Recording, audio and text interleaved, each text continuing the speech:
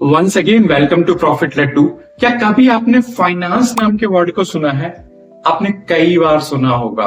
तो आज हम ऐसी ही दो फाइनेंशियल फर्म्स का फंडामेंटल एनालिसिस करने वाले हैं, जिनमें एक है आईआरएफसी, दूसरा है पीएफसी, जिनका मार्केट में बहुत हाइप है और उनके रिलेटेड काफी सारी न्यूज़ें बिल्कुल वायरल हैं।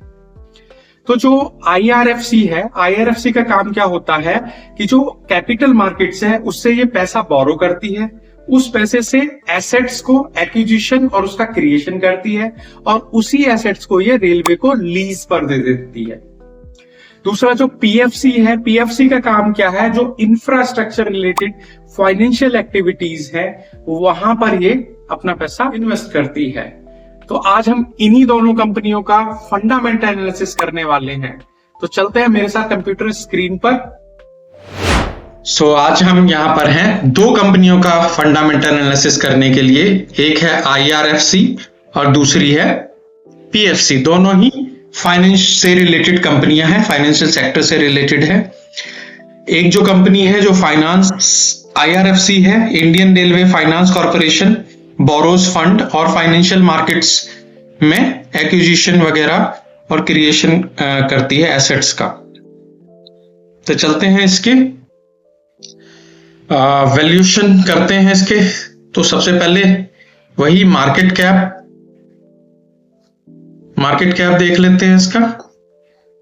मार्केट कैप है इसका 1,69,446 करोड़, यानी कि एक लार्ज कैप कंपनी है। फिर और क्या देख लेते हैं इसका। स्टॉक का पीई देखते हैं। स्टॉक का पीई है 25.9 और जो इंडस्ट्रियल पीई है वो है 20.20 है।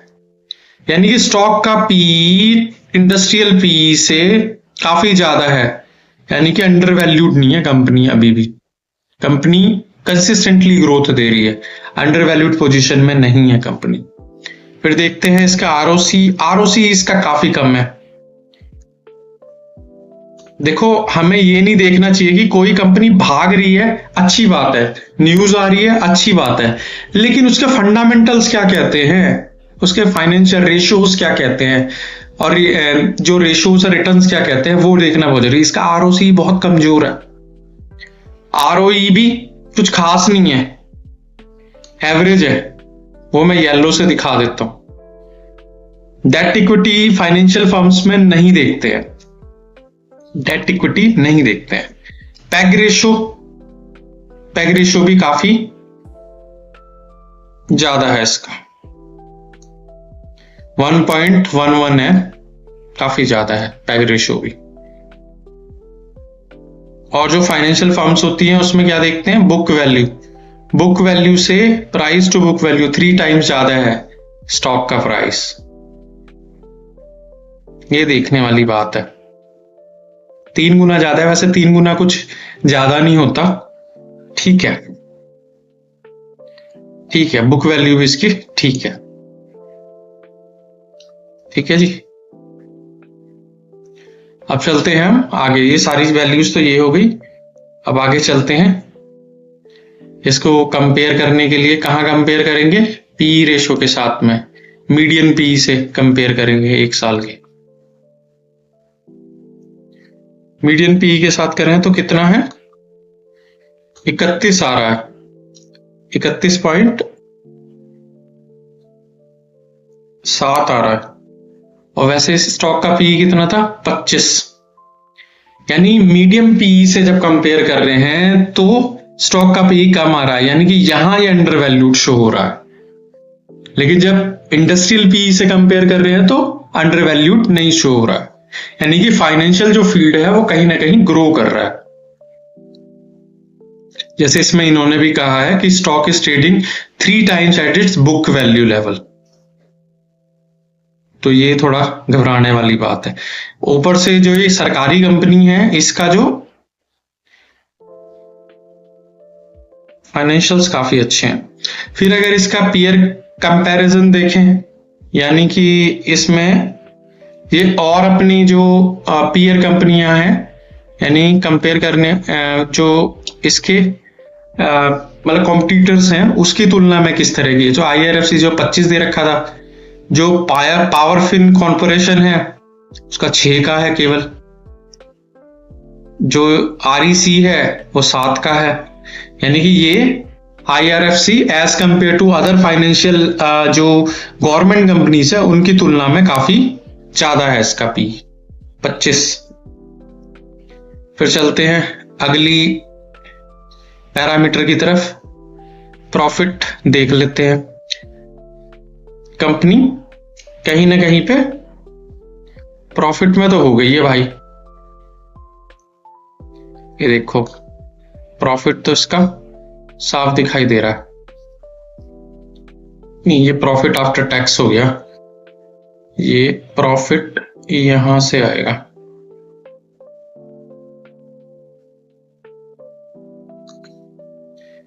ये इसका प्रॉफिट है। पहले कितना था? 6167 करोड़, 6412 करोड़, फिर 6537 करोड़, यानी कि प्रॉफिट भी ईयर बाय ईयर बढ़ रहा है। स्टॉक प्राइस CAGR जो एक इंपोर्टेंट वो रेशो है, उसको अगर देख लेते हैं, देखो एक साल में तो थोड़ा सा बियरिश सा ट्रेंड था ना, अभी चल रहा तो -8 दिखा रहा है, लेकिन 3 इयर्स का जो एवरेज रिटर्न है दैट इज 80%, और which is very very very good. तो इट्स ए गुड कंपनी। अभी तक तो अच्छा चल रहा है सारा का सारा। थोड़ी महंगी जरूर है पर अच्छी कंपनी है IRFC। कैश फ्लो नेगेटिव है, आप कहोगे नेगेटिव है, फिर मैं एक बार बता देना चाहता हूं, जितनी भी फाइनेंशियल फर्म्स होती हैं उनमें कैश फ्लो कभी भी नहीं देखा जाता, क्योंकि वो तो पब्लिक उनसे बोरो करती है ना, वो तो बोरो देती हैं, है ना, लिवरेज देती हैं। शेयर होल्डिंग पैटर्न्स देख लेते हैं। शेयर होल्डिंग पैटर्न्स में क्या है, यहां पे आप देखो 86% है प्रमोटर के पास में, होना कितना चाहिए 75, और 75 से भी ज्यादा है, यानी कि ये अपनी जो शेयरिंग है अब बेचेगा FIIs और DIIs को। FII 11% है, यानी कि 75 से भी ज्यादा है, और ये अपने पास कितने रखेगा 75% प्रमोटर जो रखेंगे।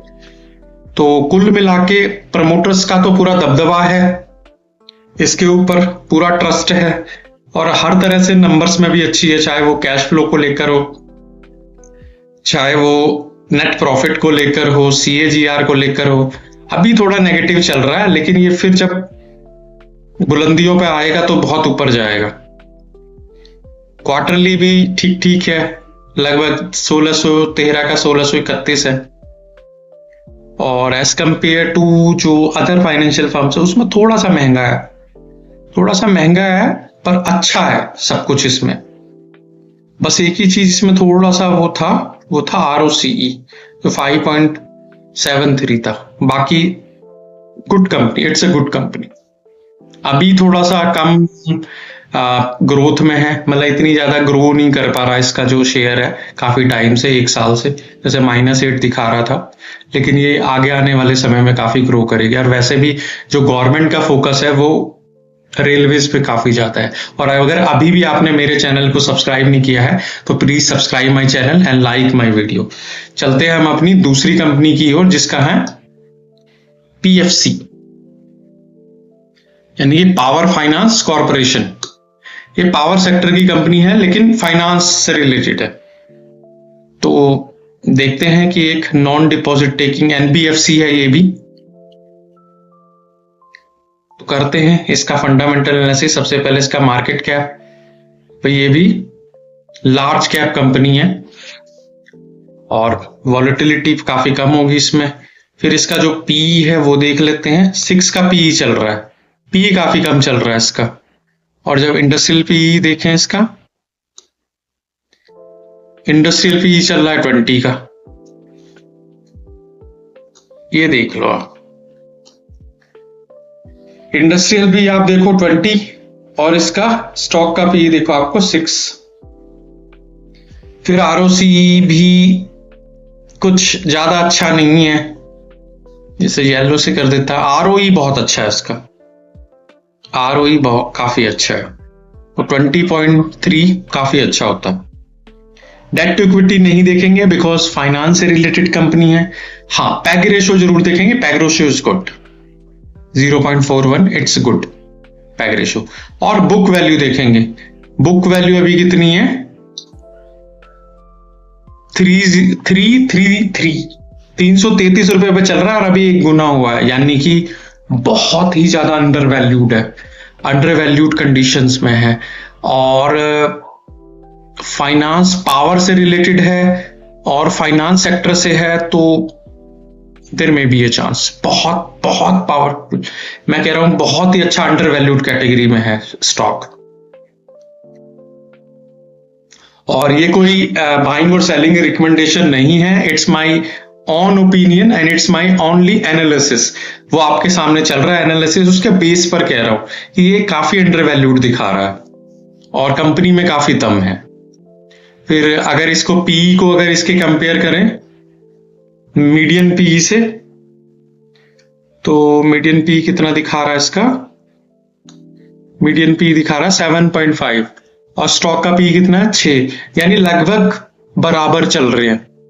यानी कि यहां पर भी कंपनी एक अंडर वैल्यूड कंपनी शो हो रही है, जो उसके किससे मीडियन पी से कंपेयर कर रहे हैं, और जब उसके इंडस्ट्रियल पी से कर रहे हैं वहां पे भी अंडर वैल्यूड शो हो रही है। अब इसका क्या करेंगे, पीयर कंपैरिजन, यानी कि इसकी जो कॉम्पिटिटर्स हैं उसके साथ में इसका कंपैरिजन करेंगे। तो यहां पे जैसे हम कंपैरिजन करें पीएफसी की तरह, ये रहा, ये 6 है, 6 किसी का भी नहीं है, यहाँ 14 है, यहाँ 100 है, 27 है, यहाँ 7 है, यहाँ 25 है। यहां पर भी ये एक अंडर वैल्यूड कंपनी की पोजीशंस में है, यानी कि कंपनी में कहीं ना कहीं बहुत पोटेंशियल छुपा हुआ है। और कंपनी का जैसे जो रेशियोज भी थे वो भी काफी अच्छे थे। प्रॉफिट लॉस स्टेटमेंट में नेट प्रॉफिट देख लेते हैं। नेट प्रॉफिट में जैसे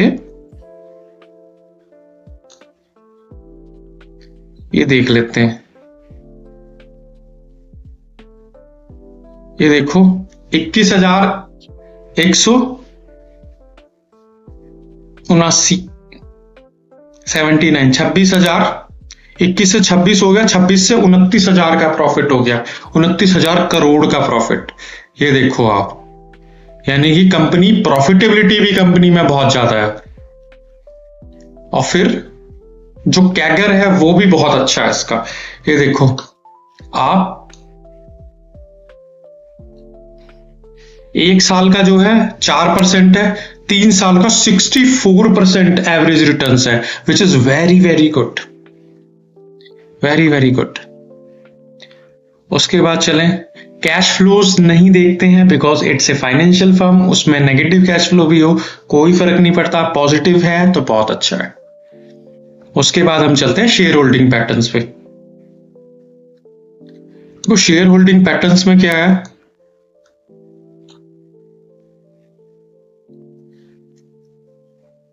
प्रमोटर 55%, 55.99, यानी ठीक ठीक है, अच्छे हैं। लेकिन यहां पर आप ये देखो, प्रमोटर तो है ही है ज्यादा, एफआईआईज के पास में भी 18% है, डीआईआईज के पास में भी 17% है। वाई दीज मतलब जो इंटेलेक्चुअल पीपल हैं, जो इंटेलिजेंट इन्वेस्टर्स हैं, वो इतने ज्यादा उसमें क्यों है इसमें, बिकॉज इसके जो फाइनेंशियल्स हैं, इसके जो रेशियोज हैं, रिटर्न्स हैं, वो बहुत स्ट्रांग है, जो मैं आपको बता भी रहा था आगे। इसकी हर चीज बहुत पावरफुल है और स्टॉक में पोटेंशियल है, जिस दिन भागेगा उस दिन बहुत अच्छा भागेगा। तो अगर अभी भी आपने मेरे चैनल को सब्सक्राइब नहीं किया है और मेरी वीडियो को लाइक नहीं किया है, तो please subscribe my channel and like my video. और अगर हम इन दोनों स्टॉक्स का कंपैरिजन करें, आईआरएफसी और पीएफसी का, तो दोनों ही बहुत अच्छी कंपनियां हैं। लेकिन अगर मैं अंडर वैल्यूड की बात करूंगी, कौन सा जो शेयर है ज्यादा अंडर वैल्यूड है, दैट इज पीएफसी, यानी पावर फाइनेंस कॉर्पोरेशन, जो हर एक पैरामीटर्स पे बहुत अच्छा है। तो इसी के साथ विदा लेता हूं। फिर मिलेंगे अगली किसी वीडियो में और वहां डिस्कस करेंगे किसी ना किसी कंपनी को। Thank you so much.